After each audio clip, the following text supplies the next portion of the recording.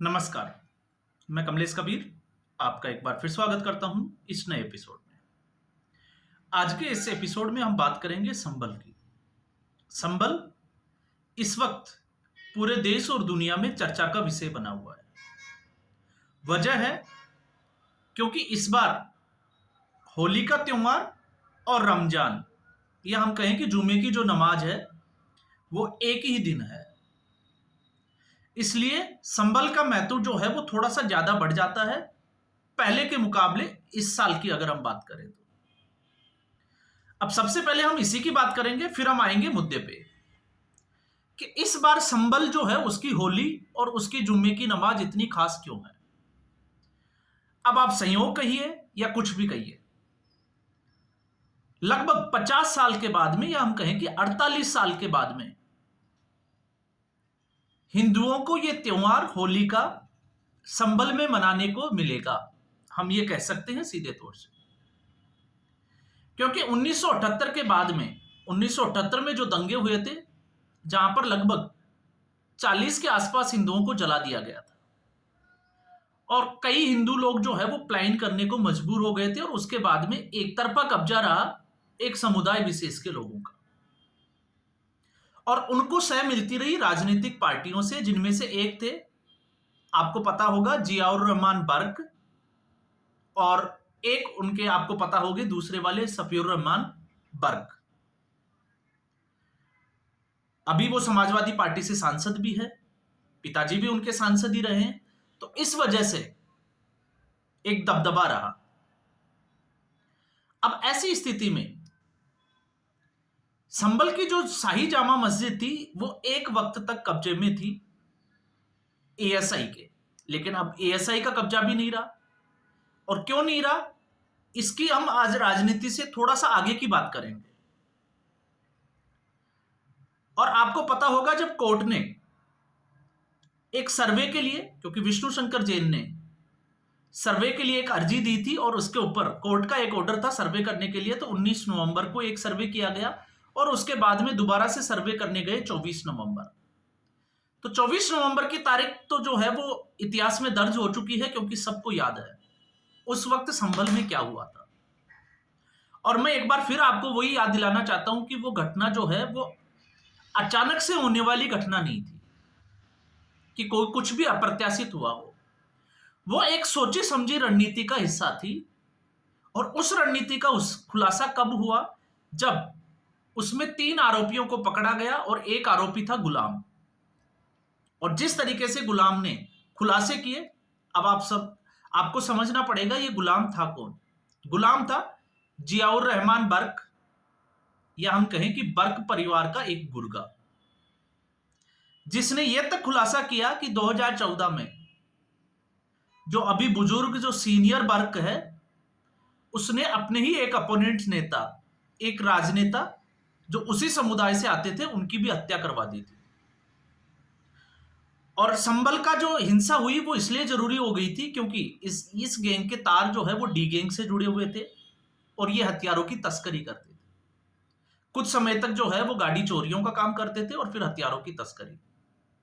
तो हिंसा होगी तो हथियारों की डिमांड बढ़ेगी, इसलिए इन्होंने सांसद के नाम से एक व्हाट्सएप ग्रुप बनाया, उसको सर्कुलेट किया, भीड़ को इकट्ठा करने के लिए जो है वो मैसेज किए गए, भीड़ इकट्ठा हुई और उस भीड़ में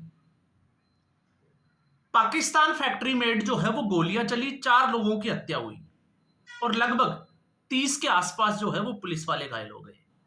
और उसी में पूरी दुनिया के सामने एक नया चेहरा निकल कर आया और वो था अनुज चौधरी, जो सर्कल इंस्पेक्टर है।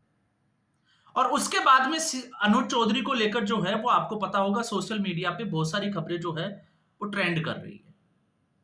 और ऐसे में अनुज चौधरी ने उस वक्त भी कहा था कि, और जो जो कहा था वो भी हमें जो है वो वापस दोहराना चाहिए, कि हम पुलिस में जाहिलों से मारपीट खाने या पत्थर खाने के लिए भर्ती नहीं हुए हैं, हमारे भी बीवी है और बच्चे हैं। और ये बहुत अच्छी बात जो है वो अनुज चौधरी ने बोली थी। अब मामला आता है होली का, तो इस वक्त चर्चा का विषय बना हुआ है। तो इस बार जब अनुज चौधरी ने यह कहा कि साल में 52 बार जुम्मे की नमाज पढ़ी जाती है, क्यों? क्योंकि इतने ही सप्ताह जो है वो साल में होते हैं, लेकिन होली का त्योहार सिर्फ एक ही बार आता है, और जिसको रंगों से परहेज है वो अपने घर पे ही रहे। अब उसको लेकर कंट्रोवर्सी शुरू हुई, अनुज चौधरी को टारगेट किया गया। और आपको पता ही होगा, हिंदू धर्म के अगर कोई फेवर में बात करता है, एक बहुत लंबी लिस्ट है, चाहे वो विष्णु शंकर जैन हो, अनुज चौधरी, कोई भी हो, उसको राजनीति विशेष कारणों से जो है वो टारगेट किया जाता है। लेकिन जब उसको टारगेट किया गया तो फिर योगी आदित्यनाथ की भी उसमें एंट्री हो जाती है, और योगी आदित्यनाथ ये कहते हैं कि वो पहलवान है, पहलवानों जैसी बातें करते हैं, इसलिए कुछ लोगों को उसकी बात जो है वो बुरी लग जाती है। तो सबसे पहले पुलिस और डॉक्टर, इन दो की हम बात करते हैं। पुलिस का काम होता है कोई भी दुर्घटना, कोई भी घटना या क्राइम होने से पहले उसको रोकना, ना कि क्राइम होने के बाद में उसकी इन्वेस्टिगेशन करना। अब हम लोगों ने क्या है, इसका मतलब गलत मतलब निकाल रखा है। क्यों निकाल रखा है? क्योंकि हम लोग सोचते हैं कि पुलिस वाला जो है वो एक रिश्वत लेने वाली, जिसमें हम कहते हैं कि रिश्वतखोर होते हैं, पुलिस वालों की इमेज जो है वो खराब है समाज में, और उसी तरीके से जो है वो दिखाई जाती है। क्यों दिखाई जाती है? इसके लिए कहीं ना कहीं जो है वो पुलिस भी जिम्मेवार होती है। जैसे आपने देखा होगा, ट्रैफिक पुलिस, अगर सोच के देखिए, अगर ट्रैफिक पुलिस जो है वो पुलिस की जो गुमटी होती है चौराहे के ऊपर, अगर वो उसमें मुस्तैदी से खड़ी रहेगी तो शायद जो है वो उस रेड लाइट को कोई क्रॉस नहीं करेगा। लेकिन ये लोग आगे जाके कहीं झाड़ियों के पीछे गाड़ी लगा के रखते हैं, तो ये इंतजार करते हैं कि कोई जो है वो रूल तोड़े, वो उसको पकड़े। तो क्या अनुज चौधरी की भाषा से अगर हम इसको कंपेयर करके देखते हैं, तो क्या संभल में एक हिंसा होने दें, और हिंसा होने के बाद में अनुज चौधरी का बयान आए या किसी का स्टेटमेंट आए, तो मुझे लगता है कि उससे अच्छा है अनुज चौधरी ने जो बात बोली वो सिर्फ और सिर्फ उस आने वाली अप्रत्याशित घटना को रोकने के लिए एक, जिसको कहें कि एक बयान भर था, कि आप जो है वो ऐसी गलती नहीं करें, क्योंकि अगर आप कानून को हाथ में लोगे तो आपको बख्शा नहीं जाएगा। और आज भी आपने देखा कि पूरे संभल में अनुज चौधरी के नेतृत्व में फ्लैग मार्च निकाला गया। तो मुझे लगता है ये बहुत अच्छी बात है कि पुलिस इस मुस्तैदी से क्राइम होने से पहले ही जो है वो सड़कों पे उतरकर फ्लैग मार्च कर रही है। वो इंतजार नहीं कर रही कि ऐसी कोई अप्रत्याशित घटना हो। तो कल भी आप देखोगे कि चप्पे चप्पे पे पुलिस होगी। तो हम हर बार जो है वो नेगेटिव सोचते हैं, मुझे लगता है कि जरूरत है हमें पॉजिटिव सोचने की। जैसे डॉक्टर की हम बात करते हैं, डॉक्टर जब तक कड़वी दवाई नहीं देगा, जब तक चीरफाड़ नहीं करेगा, तब तक उस बीमारी का इलाज कैसे होगा। तो ये उन लोगों के लिए एक सबक है जो हमेशा गंगा जमुनी तहजीब की बात करते हैं। तो 48 साल में इतने लंबे इंतजार के बाद में वो गंगा जमुनी तहजीब कहां थी? अब वो गंगा जमुनी तहजीब क्यों याद आ रही है? वो इसलिए याद आ रही है क्योंकि एक तरफ अनुज चौधरी ने मोर्चा संभाला हुआ है, और दूसरी तरफ जब योगी आदित्यनाथ ये कह देते हैं कि पूरी दुनिया में भगवा लहरा जाएगा, अब इससे जो है होगा क्या, हम उसको भी समझते हैं। अभी हमने यहां पुलिस और डॉक्टर की बात की, अब हम समझते हैं राजनीति की, और हम उनकी भी बात करेंगे जो दरबारी पत्रकार है। आपने देखा होगा, हमेशा जो हिंदू धर्म और सनातन धर्म की बात करता है उसको टारगेट किया जाता है। तो क्यों टारगेट किया जाता है?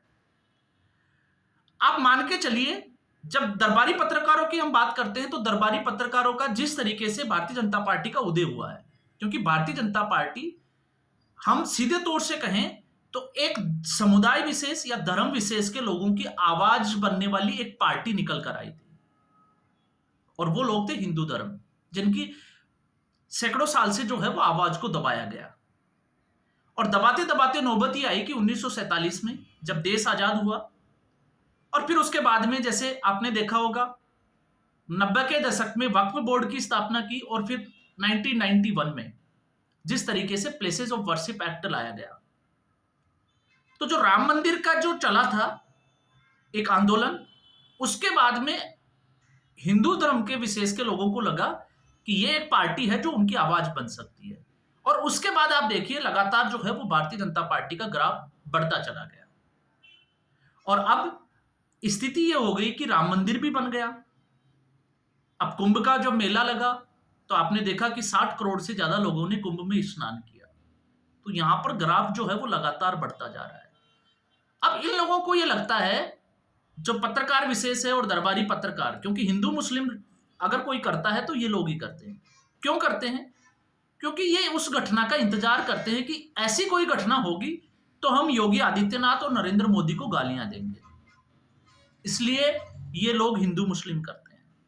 और विपक्ष की जो पार्टियां हैं उनको ये एहसास हो गया है, जिस तरीके से हिंदू जागृति का एक माहौल बना है पूरे देश में, उसके बाद में उनके राजनीतिक संकट गहरा गया है। तो अब वो डोरे डाल रहे हैं उस 20% की तरफ कि किसी भी तरीके से 20% लोग उनके फेवर में आ जाएं ताकि वो राजनीति में सरवाइव कर सके। और ये आपने देखा हरियाणा के विधानसभा चुनाव, महाराष्ट्र के विधानसभा चुनाव और दिल्ली के विधानसभा चुनाव। और जिस तरीके से योगी आदित्यनाथ ने मोर्चा संभाला हुआ है, तो इनका अपना एक दर्द है। आरोप जो है वो भले ही ये भारतीय जनता पार्टी पे लगाए या योगी आदित्यनाथ पे लगाए, और राजनीति में जो है वो इस तरीके की तुष्टीकरण ये जो है वो शुरू से चलती आई है। तो हम किसी पार्टी विशेष की बात ना करके हम इस मुद्दे को अगर समझने की बात करें, अब संबल क्यों है? तो संबल इसलिए है क्योंकि योगी आदित्यनाथ ने अयोध्या में राम मंदिर बनने के बाद में पूरा फोकस कर दिया संबल के ऊपर। और संबल आप देखिएगा आने वाले समय में हिंदू आस्था का प्रमुख केंद्र बनने वाला है। क्यों बनने वाला है? क्योंकि यहां का इतिहास यह है कि कल की जो अवतार होगा भगवान का वो संबल की धरती के ऊपर होगा। और आज इस संबल मस्जिद की बात की जाती है, वो किसी जमाने में हरिहर मंदिर हुआ करता था, जिसका ग्रंथों में भी उल्लेख है। और दर्द इसलिए है क्योंकि कल्की धाम का आपको पता होगा, आचार्य प्रमोद कृष्णम जो एक समय तक कांग्रेस पार्टी के नेता और प्रवक्ता हुआ करते थे, हालांकि कांग्रेस पार्टी ने उनको निष्कासित कर दिया, तो उन्होंने जिस मंदिर की आधारशिला रखी थी उसका शिलान्यास प्रधानमंत्री नरेंद्र मोदी के हाथों हुआ था।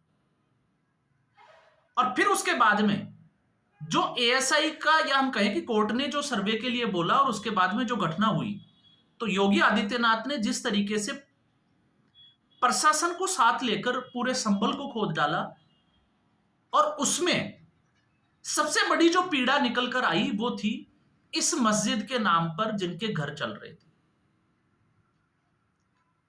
जिनको मुफ्त में बिजली जो है वो मिल रही थी। आपको पता ही होगा वहां के सांसद बर्क साहब के घर में जो है वो नोटिस दिया गया था, 1,92,92,00,000 का जो है वो जुर्माना लगाया गया था। क्यों लगाया गया था? क्योंकि ये मस्जिद की आड़ में इस तरीके का खेल कर रहे थे। और फिर उसके बाद में जिस तरीके से योगी आदित्यनाथ ने मोर्चा संभाला, तो मुझे लगता है कि मुझे कहने की जरूरत नहीं।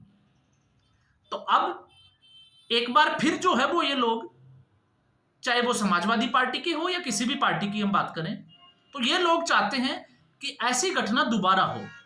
लेकिन इस बार जो है वो ना भारतीय जनता पार्टी ढील देने के मूड में है और ना अनुज चौधरी, क्योंकि ये तो चाहते हैं कि भगवा रंग और हरा रंग जो है वो आपस में टकराएं। लेकिन इस बीच खाकी रंग जो है वो बीच में मजबूत दीवार बन के खड़ा हुआ है, और मुझे नहीं लगता कि ऐसी कोई घटना होने वाली है।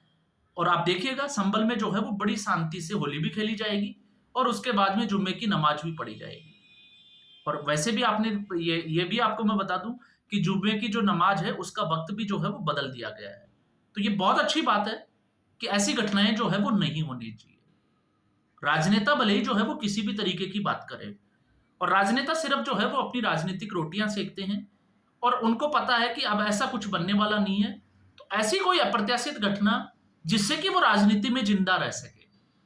आपने देखा होगा संसद में फिर लोग निकलेंगे गाड़ियों का काफिला लेकर, हमेशा वो जो है वो हेलीकॉप्टर से जाने वाले लोग जो है वो सड़क मार्ग से जाने की सोचते हैं। क्यों? क्योंकि उनको राजनीति करना अच्छा लगता है और राजनीति के लिए उनको एक मुद्दा मिल जाएगा। और इस जो संबल की मस्जिद है उसका इतिहास भी है, क्योंकि वास्तविकता यह है, क्योंकि ये तथ्यों पर आधारित है।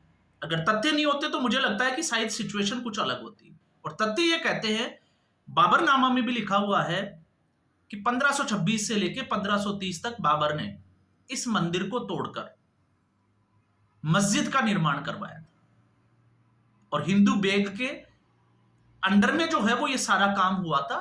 तो इसके सारे तथ्य साक्ष्य सब कुछ जो है वो मौजूद है।